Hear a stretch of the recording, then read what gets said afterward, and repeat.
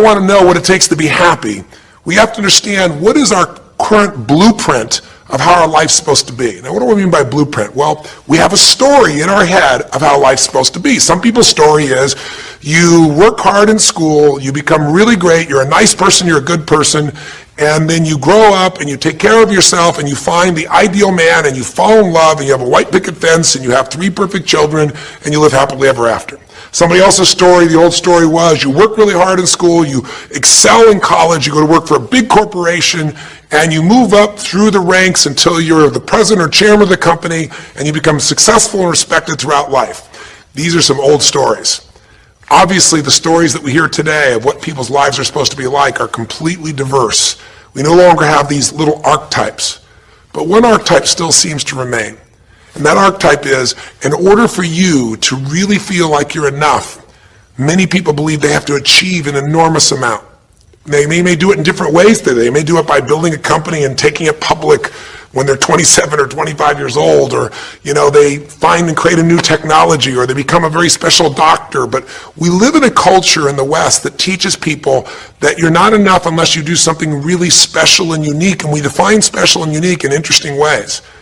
A school teacher is not special and unique. A mother who stays home with her children day and night, sculpting their minds, their bodies, their souls, and their future is not special.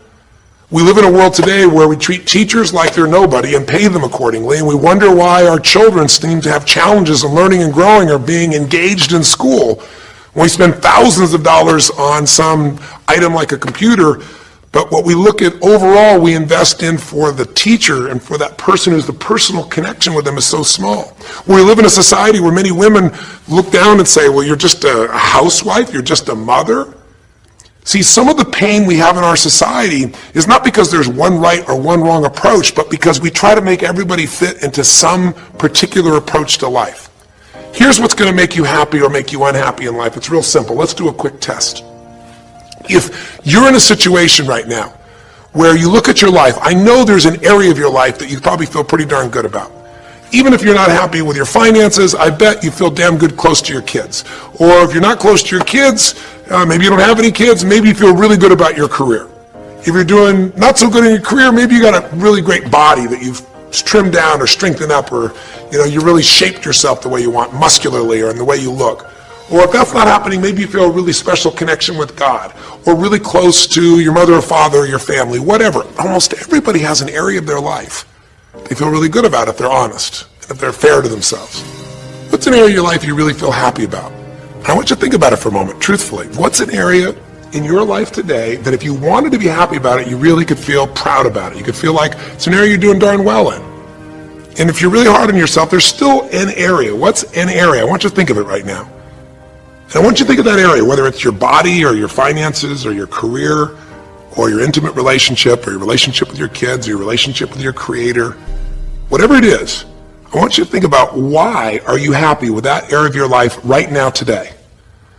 Why are you happy with that area of your life right now today? Really think about it.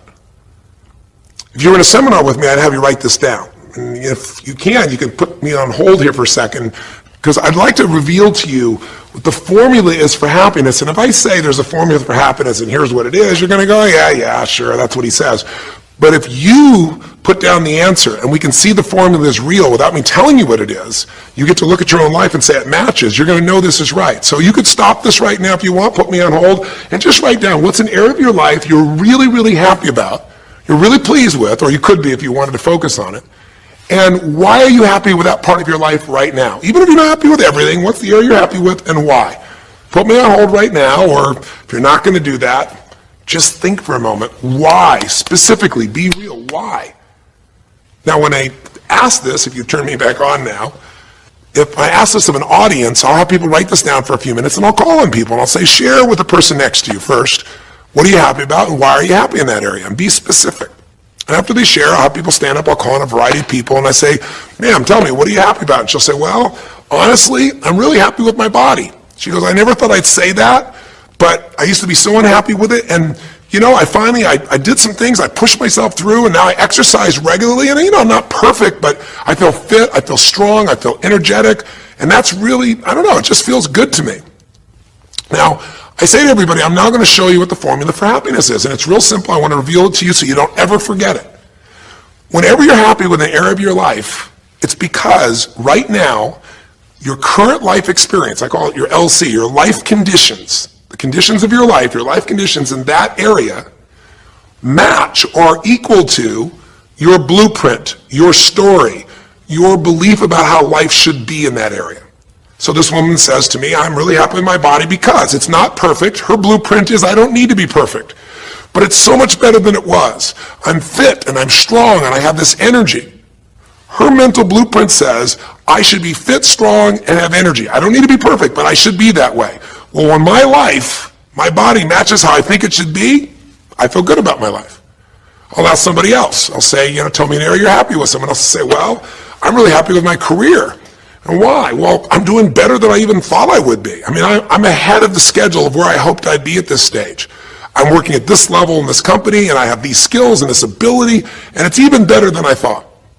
Well, once again, listen, this person's happy with this area of their life because their current life conditions in the area called their career are even better than they expected they would be, better than their blueprint, better than their belief of how it should be. If it's really better, you tend to be over the moon. One woman would say, I gotta tell you, I said, I'm the happiest I've ever been in my whole life. How come? She goes, because I have this man in my life and I'm in love with him and he loves me and I can be myself with him. And we have this incredible intimacy and this passion and we want to be with each other all the time and I never get bored with him. Well, what's her blueprint? You want to be with somebody that you can have total intimacy with, somebody who you love and loves you. Those are part of her rules, her beliefs of how it should be. She said, it needs to be, I never want to be with anybody else. I want to be with them every moment. Her blueprint about how life should be and the way she lives, her relationship's even better than she hoped. When it's better than you hope, you're going to be totally excited. So think about this then. What's an area you're not happy with? Let's see if we can find the formula for unhappiness. If the formula for happiness is to be able to meet your expectations or exceed them, that really makes you excited. But to be happy, you got to at least meet it. It doesn't have to be perfect. But if you generally are meeting what you expect you want from your life in that area, you feel good. Life conditions match blueprint, feel good. So what makes you feel bad? What creates pain, stress, frustration? Real easy way to figure it out. Answer this question. What's an area of your life you're not happy with? I mean, be honest with yourself. And even if your life is great in all kinds of ways, I'm sure there's an area you'd like to improve. Anybody who's honest, if they're doing great in their career, very often they don't take care of their body so much. If they're really focused on their body, very often they find themselves in a position where they're not spending enough time with their kids. Or if they're spending time with their kids, their intimate relationship's not doing so well. Because it's the nature of human beings to focus on areas they feel comfortable with and strong in and give those time. And the areas they don't feel so strong and they go, I don't have time for it. What they're really saying is, I don't feel very competent in that area. So what's an area of your life that you are not as happy with? I mean, it's healthy, honestly, to look at areas and say, I don't like it, I want more. This whole concept of a breakthrough is about how do I close the gap between where I am right now and where I want to be. That's what we're here to do. It's like, here's where I want to be, here's where I am. It's healthy to see there's a gap. That makes me have this hunger, this drive to grow, to feel alive, to expand as a human being. So what's an area you're not pleased with? Is it your body? Is it your finances? Is it your career? Is it your spiritual life or lack thereof in terms of feeling connected in that area? Is it your kids? Right? What's the area? What's the area that's not where you want it to be? And then answer for a moment, why aren't you happy with that area of your life right now? Why specifically today are you not happy with that area of your life at this stage of your time of your life? Again, you can stop this and write it down. Might be useful for you. Or if you're going to keep it running, you can stop it and you'll turn it right back on and I'll kick into it. Do that now. Or if you kept it running, then I'll give you what happens. I have people write this down and they don't like this exercise so much. Well, I don't like my body, or I don't like my finances, I don't like my career, or I don't like the person I'm in a relationship with, I don't like myself the way I'm in relationships. Why? And they write it all down.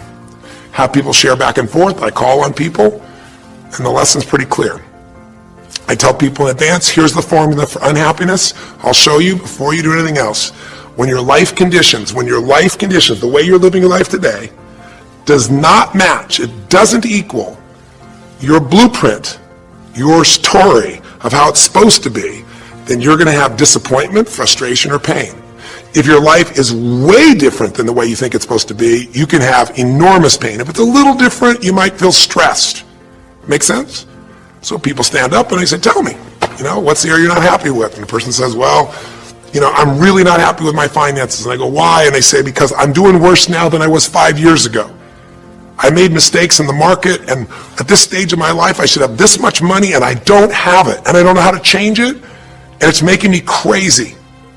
And why are they crazy? You say, well, because they don't have their economic needs met. No, you can not have your economic needs met, and you can still be okay, but when you have an idea, this is what my need is, and I did the wrong thing, my life doesn't match how I'm supposed to be, that's when people get a little crazy. See, think about it.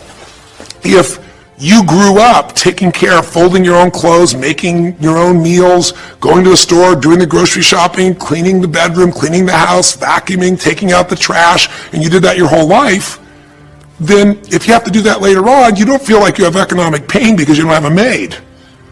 But if you grew up in an environment where everything was done for you, you never have to work, and now suddenly you have to work incredibly hard to just pay enough money to pay your bills, and all of a sudden food is building up and the house is dirty and your clothes aren't folded and nothing matches, you might find yourself really angry and frustrated because you have a different story about how life's supposed to be than how it is. Someone else will say, well, I'll tell you why, because I'm in a situation now where, I'm 30 pounds heavier than I should be. Should be is the key word. There are people in all cultures who love being big. There are people that will walk around and someone else might think they're massively overweight, but they'll go, I own this, honey, and they really, truly, they match their blueprint. Big is beautiful, because their idea is big is beautiful. I'm big, that's beautiful, matches my blueprint. Rock and roll, I'm happy as can be. Somebody else can look like a twig and be stressed out saying, I hate my body, because their blueprint says I should be the skinniest thing on earth, and I'm not skinny enough. Am I making sense? When your life conditions don't match your blueprint, you're going to have pain. But here's when you suffer. When I ask people, who here has been through the dark night of the soul? Who's been here in a situation where you feel like life isn't worth living, or you feel like a pain that just will never go away? And a lot of people write down those experiences, like Joaquin. So you begin to understand what the issue is I'm talking about here. Joaquin, if you recall, was in a situation where this man felt like there was no reason to live. He couldn't work, he couldn't do anything, his life was worthless. Why did he think that? Because he had a blueprint. And his blueprint said, I need to be an NBA basketball player, or at least a professional basketball player. I need to be able to make money and have this great lifestyle, because that's what makes me worthwhile as a human being. That's what makes my family respect me, my mother, my uncles, my aunts. I'm the successful one in the family, and I make the money. I support everybody. He's a good man. He didn't come just to be successful. He took care of his mother, his family. He tried to be an inspiration for people. Joaquin Hawkins is a man who was always going out on his free time and training kids and showing them the pathway to freedom, how they could play basketball and get free like he did and get out of the inner city. So this man is not a selfish man, but he knew this is the way to be worthwhile. This is the way to be able to give to people. This is the way to take care of your family. And all of a sudden, one night, what happened? That way was taken from him. He has a stroke. In the middle of the night, his life conditions make it impossible to be who he has to be, or he feels like he's worthless. You get it? We have an identity. We have a story of how we're supposed to be, and if life somehow gets in the way of that story, we feel pain, but if we feel we have no control, that's when we go into suffering. See, it's one thing to say my life doesn't match my blueprint, I got to lose weight. That might stress you out. Or my life doesn't match my blueprint, I'm not in a relationship, I got to get in one. That might motivate you even. You might not like it, but you're going to find a way to get in one. Or my career doesn't match how I should be, you could change it. But when you start believing that your life doesn't match your blueprint, and you have no control to change it, you're helpless, that's when people suffer. And so this week, for your breakthrough, it's a chance for you to start to take a look at your blueprint anywhere you're really having pain. Hey, look, if you're doing great in some area of your life, celebrate it, of course, and I'm sure there are many areas you are. But life is really a series of growth spurts. I mean, two things in life make you feel alive: growing and giving. And what's really wonderful about this man, Joaquin, is he was constantly growing, trying to get better, trying to be a better teammate, a better basketball player. Think about it. When he didn't make the teams and he didn't make the NBA, he didn't give up. He worked even harder. The guy was always striving to become something. And he became it, and he achieved it, and then life took it from him. Isn't that the common denominator with so many of the people in the stories of this 6-part series that you saw, these 6 specials? I mean, Frank and Kristen had a blueprint of what life was supposed to be about. We're supposed to get married and have children, and we're going to have our own business. And all of a sudden, life doesn't match the blueprint. And suddenly, there's depression. Because in their case, they said there's nothing we could do. But they were wrong. They were wrong because they discovered, and Frank discovered, I can make a difference in my wife. The chair, even though I didn't create this and didn't ask for it, this chair does not define me. I can become more than I was before. I can have the impact with my wife. I can have children. We had to change his blueprint because we couldn't change all the conditions of his life. Does that make sense? I couldn't get him to physically walk again. Maybe someday he will, but we can't count on that. What we got to count on is that he can be fulfilled by seeing he isn't helpless. And I did that through a series of experiences that violated what he thought he couldn't do. The same thing was true with almost every one of the people we worked with at some level. And in Joaquin's example, it was also true. Joaquin said, well, I can't ever have this quality of life again because I'm not a professional basketball player. And he was locked into that mindset, and all of us get locked at times. But to his credit, to a system of steps, we were able to break him out of that. We were getting him to see that he isn't helpless. Because here's your choice. Watch this now. If you're suffering, if you're in pain, your life doesn't match how you think it should be, and you think you're helpless to change it, now you have only 3 choices. Choice 1, blame something. And that's what Joaquin did, if you recall. He blamed his coach. He blamed what happened to him. And of course, these things were outside his control. But he blamed his coach. And a big part of the healing, if you watch this session, was bringing his coach in and getting him to see, hey, you know what, all that anger, all that resentment inside of you, Joaquin, A, it's not based on the truth, and B, like Nelson Mandela said, having resentment in your soul is like drinking poison and hoping that your enemy will die. It doesn't work that way. And when Joaquin was able to break out, his breakthrough was a change in perception, to realize this coach wasn't stopping me. I just felt like I lost everything, and so I don't know how to change it, so I'm looking for something to be mad about, someone to blame, so I don't have to blame myself, or I don't have to feel so helpless. Because when you're angry, you don't feel so helpless. You feel strong for the moment, even though it's a fake strength. When he was able to make that breakthrough, he could stop blaming. Because these are your 3 choices. When life doesn't match how you think it should be, blame something. An event, someone else, or yourself. As we talked about earlier in the series, blame games just destroy you. There's no progress when you blame. For the moment, you feel okay, but nothing changes. What are your real choices? You only have 2 choices in life. If life doesn't match your blueprint, you either have to change your life. That is, you got to say, you know what, my body isn't there, I'm going to go work out. My relationship isn't there, I'm going to change it. I'm not making what I got to make, I'm going to retool, I'm going to get a new skill, I'm going to go back to school, I'm going to start a business, I'm going to do something. You have to do something to change your life. Or, in order for you to be happy, if you can't change your life, you're going to have to change your blueprint. Usually in life, it requires a little bit of each. Does that make sense? And if you change your life and change your blueprint, you can have an extraordinary life. And what you witnessed this man do was, once he let go of his anger and his denial, once he started to look at things, he began to find, by spending time with his family, that he was worthwhile being loved whether he played basketball or not. Of course he'd love to play basketball, but professional basketball was no longer a part of it. And we got to get Joaquin to shift that. And Joaquin is a metaphor for all of us. Because all of us are going to have times in our life when what we want or think life should be like isn't going to match how life really is. Those moments, if we blame, our life goes into pain. If we change, we can change our life and match our blueprint. But we have to also know when it's not within our control. And that's how we're able to make a shift and change what our story is for our life, what our expectations are, not by lowering them, but by changing what that model really is. I hope this makes sense to you. I'll give you a great example. Years ago, I do a lot of work with business people, celebrities, people of all kinds of walks of life. And I was dealing with a group of people, and they knew a very, very powerful celebrity. And to give that person privacy, I won't tell you too many details, so you can't figure out exactly who it is, but it would be a person who was very successful as a woman, who was extremely attractive by cultural standards, a woman who's had a lot of dear friends, a lot of deep respect, so great skill, great ability, extremely talented, quite attractive, quite wealthy in financial terms, and lots of great friends. This would be, for most people's idea, the ultimate blueprint. If your life matches that description, you must have an incredible life. But ironically, this particular individual, as famous as they were, was depressed all the time.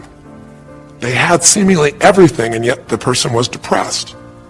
How do you get depressed when you're smart, and you're strong, and you're beautiful, and you got great friends, and you're rich, and you're famous? Well, it's real simple. People said, I don't know what it is. Everyone's tried to help her. She's been through counseling. She's got all these different drugs. Nothing's working. She's taking antidepressants and she's still depressed, which is not uncommon, by the way. Because if you change the way you feel physically, but you still see your life doesn't match how you think it should be at some level, and you feel like you're helpless to change it, you're going to be depressed. So I said, bring her to me. I said, I can help her. I know that sounds like hyperbole, but I absolutely can help her. Well, how do you know that, Tony? Because I already know what the problem is. I know if someone's depressed, it's because they feel helpless because their life doesn't match how they think it should be. I just don't know what her blueprint is, but we'll find out what it is, and we'll either help her change her life or we'll help her change her blueprint, or both. Long story short, and very quickly, I'll tell you the core of it. She came to me and she spent maybe the first half an hour telling me, apologizing, saying, I know I should be happier. I know it's silly for me to be depressed. I don't know why I'm so depressed. I know I should be grateful for what I have, and I am grateful. And it was all these reasons why she knows she should feel good, but still didn't. And I tried to finally explain to her, listen, I don't care about that. I care about you. The fact that you're not happy has nothing to do with what you have or don't have. The fact that you're not happy is that your life doesn't match the way you think it should be. And you have some idea of how you think it should be. And worse, if you're this depressed after all this time, you feel like you can't do anything. You have no power to change it. You feel helpless. And she looked at me in a certain way, and I said, so what is that? What did you want your life to be like? She goes, well, it sounds stupid. I said, it's not going to sound stupid to me. She said, well, I don't know. I just always, since I was a little girl, dreamed that I would be married, and I would have 3 basically perfect children, and they would love me totally, and I loved my husband, he'd love me, and I said, okay, so how's that working for you so far? And she said, well, I think you know, because she's a pretty famous person. She said, I'm divorced twice, I have no children, and I'm now X age. And to give you a clue, that age would be an age where having a child, your own natural child at least, barring a medical miracle, is not going to happen. So I said to her, well, why don't you just adopt? She goes, no, that's not it. And so what I had to dig under is, remember we talked in one of the earlier sessions about there's the surface problem and then there's the deeper desire or need. So I said to her, I said, well, what if you couldn't have the husband but you could have the kids? And she smiled and she said, I'd take that. I said, well, why not adopt a kid? She goes, no, it has to be my own blood children. So I kept digging to find out what was behind her blueprint. Because your blueprint is just a projection of what you think you need to be happy. But as human beings, we're notoriously ineffective at knowing it's going to make us happy. So much that we think we're going to make us happy, we get there and we go, is this all there is? So many things that we think are going to make us miserable and we can never deal with, we go through it and we can handle it. We're not good at projecting these things. All kinds of studies will show this. So I said to her, well, what are you hoping to get from these 3 children? Why do they have to be your blood children? And she finally said, well, if they're my blood children, I know they'll always love me. They'll never leave me. What was she looking for? Unconditional love. She had this big blueprint that said, White House, picket fence, 3 children, perfect husband, all these different things. But what was behind that was a need to feel like she could have love that would be certain and wouldn't go away. So I can help her meet that need. So I said to her, I said, well, maybe one reason you don't have a husband is because every time you look at one, you're trying to figure out if he's going to get you those 3 kids in time and how that's going to happen. And maybe he feels a little stressed when you're looking at him this way because he can feel what's going on behind your bed, even if he doesn't know what the words are. And she started to laugh. She goes, I guess I've probably been that way a good portion of my life. And she goes, people wonder, why I'm so uptight. I said, you're uptight because you felt like you're running out of time trying to meet some picture. But I said, all you really want is love. I said, don't you have a lot of love in your life? Tell me about your friends. And gradually, I got her to start seeing this love that she was trying to get was already here. It didn't matter.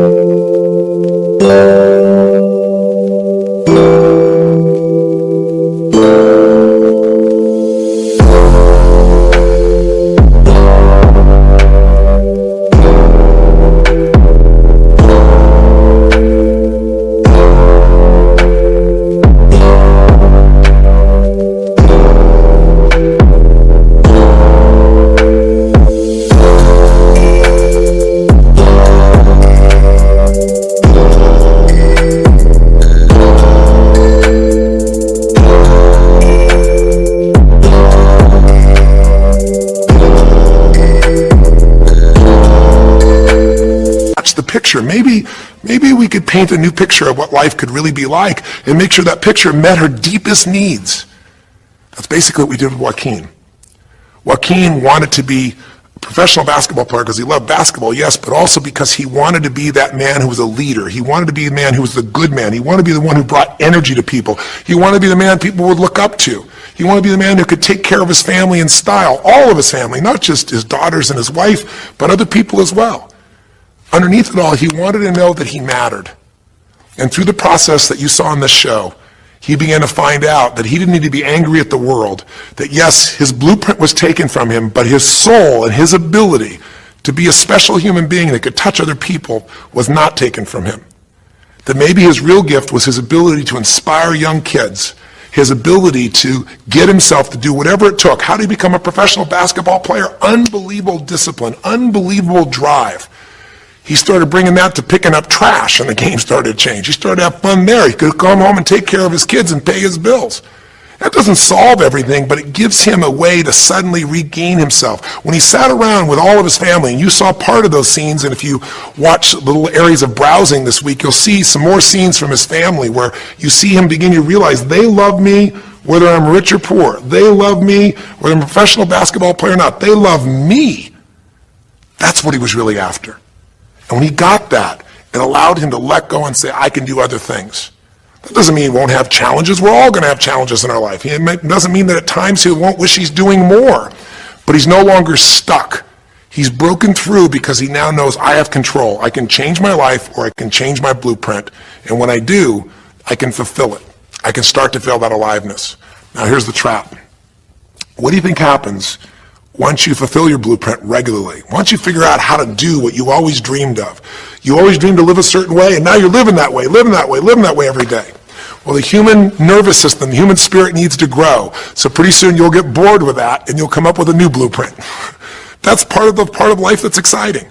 See, if you and I from this day forward are going to be happy, just remember what we've said. It takes two things, grow and give. A meaningful life comes from growing, that sense of progress, and it comes from having life not just be about me, but about we, doing something that makes me feel connected to other people besides myself. That growth, that sense of contribution fills a deep spiritual need that we all have. If you are unhappy in your life, you got three choices, really two. Blame, that's not a choice, it's not going to work. Don't blame someone else, don't blame the event, don't blame yourself. Just figure out what you're going to do to change your life.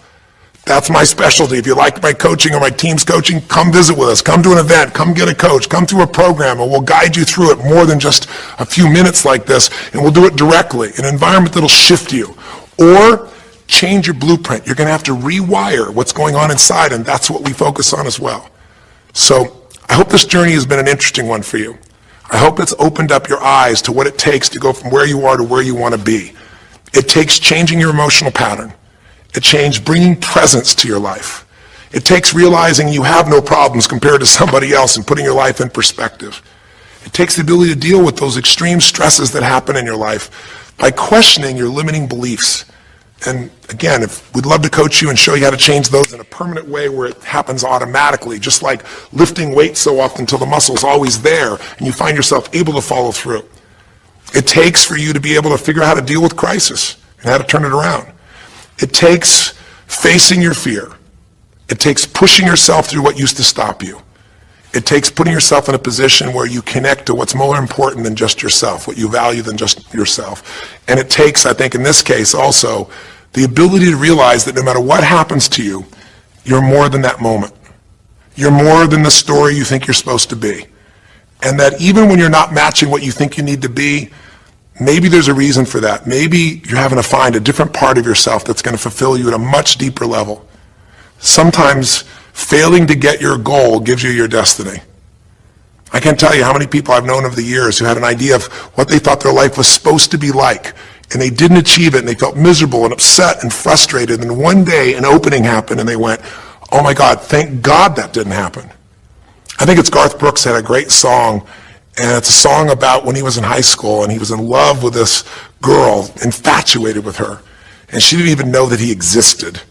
And he prayed to God every day that she would notice him, that she would fall in love with him.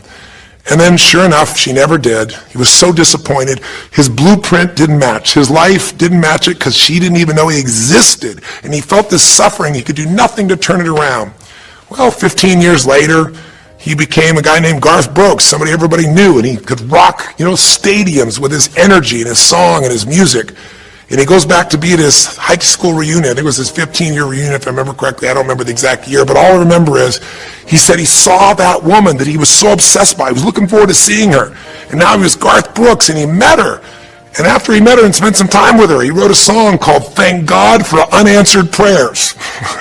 Sometimes not getting your blueprint's the best thing that ever happened, because the disappointment drives you to find something more important inside of you.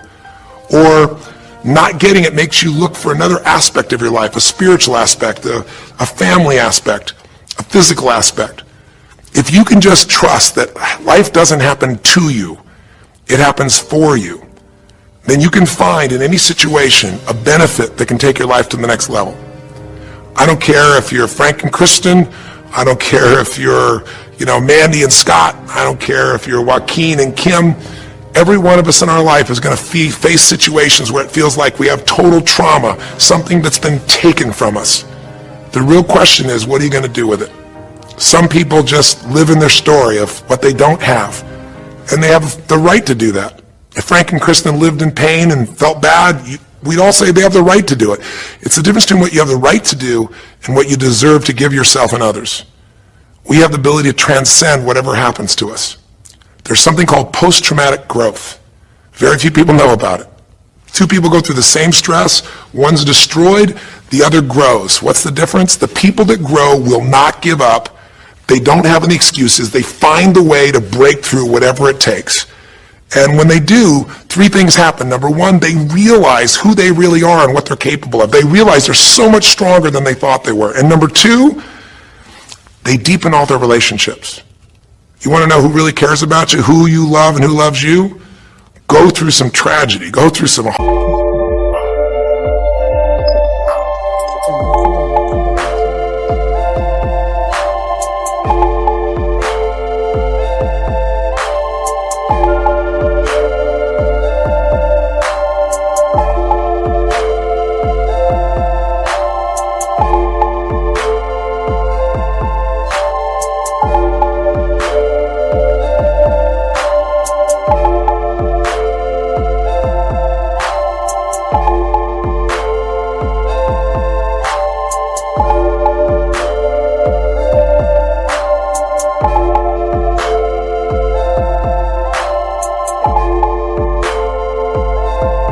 times. All your Facebook friends go away. Your real friends, your real family shows up for you, and you show up for them, and it deepens your relationships. And the third thing happens, if you can push yourself through and break through whatever challenges life gives you, is each time you have a breakthrough, you get stronger. And it almost like builds a psychological immunity in you, where suddenly, all of a sudden, it's like stuff happens, you know stuff's going to happen, and you're not scared of it anymore. Because after you've been through a stroke, after you've been through, losing the use of some of your body, your senses, after you lose a family member, and you break through to that, you get to the other side, it's like, give me your best shot, life. It's almost like there's this psychological immunity that says, I'm ready for whatever life will give me. I don't want challenges, but if they're here, I know I can handle them. That strength of spirit is what creates a sense of freedom and joy in life. And that strength of spirit basically comes from living a life where you are constantly and never-ending flinging away to improve yourself and to help others. That's my mission, and if we can serve you again in the future, I hope you'll check us out. There's 3 ways you can continue to participate with us. You can come to an event, come have an experience with us live at a weekend at our Unleash the Power Within or our Date with Destinies. I think you'll find it's very different than just sitting here talking to you quietly, sitting in front of your computer screen. It's a rock and roll environment. It's like going to the ballpark and having one person sitting there talking to you versus being in the ballpark or the rock and roll concert, with 50,000. There's an energy and a power that comes from it. Second is there's immersion. Here we talk for an hour, there's distractions and emails. There it's total focus, and we go for immersion where literally what we did here over 6 weeks, a few little conversations, all that happens over and over again multiple times a day, and you get that shift. So come to an event or call up and get a coach. We have people that you can work with and have a free coaching session and make sure it's really valuable for you. But these are people that can check in with you to help make sure you break through, you make the changes you want to make in your career or your finances or your body or your emotions or whatever area matters to you. And finally, lastly, and probably most importantly, every day you got to feed your mind. Because every day most of us are turning on, some form of news. It shows up in our pocket, in our Blackberries or iPods or our iPhones, I should say.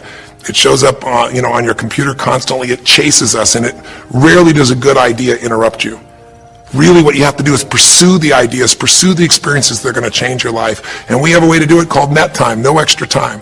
A way where you can keep feeding your mind the stuff that really matters with some products or services. So if you're interested in any of those things, be sure to click on your interest of an event or interest in having a free coaching session, or maybe try one of our audio programs, because the other challenge here is with video, you got to sit here potentially and watch me, but with audio, you can do it while you're working out, you can do it while you're cleaning the house, you can do it while you're driving in the car, while you're getting to work. We'd love to continue serving you in any way we can. I know I've gone long in this session, but I really want you to think about how can I give my life the way I want it to be? The way I do it is I figure out what my blueprint is and I update it for what life is. I change my life, match my blueprint, and suddenly my life feels full and alive. Thank you for the time that we spent together here. I've really enjoyed our time, and I hope that this breakthrough series reminds you to never settle for less than you can be. Never settle for less than you can give or you can share. Live strong, live with passion, and God bless.